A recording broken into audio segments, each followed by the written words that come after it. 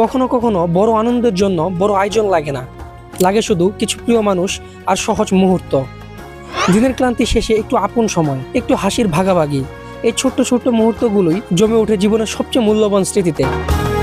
Duty শেষ করে আজ আমরা সবাই মিলে চলে গেলাম বাজারের দিকে।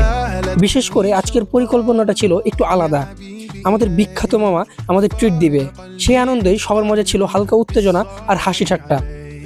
বাজারে পৌঁছে শুরু হলো টুকটাক কেনাকাটা। মাছের বাজারে ঢুকে টুকটাক ঘোরাফেরার পর একটা তাজা মাছ নেওয়া হলো, সঙ্গে একগুচ্ছ শাক। প্রতিদিনের জীবনের সাধারণ উপাদান, কিন্তু একসাথে করলে এক অন্যরকম অর্থ পায়।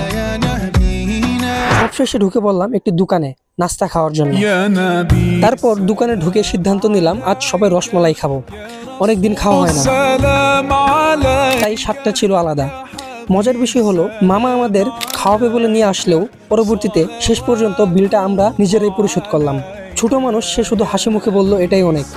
খাওয়া দাওয়া শেষ করে আবার বাড়ির উদ্দেশ্যে রওনা দিলাম।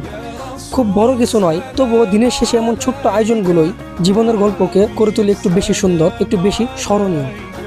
তো আজকের গল্পটি এখানে শেষ করলাম। আশা করি সবাই ভালো থাকবেন, সুস্থ থাকবেন। আল্লাহ হাফেজ।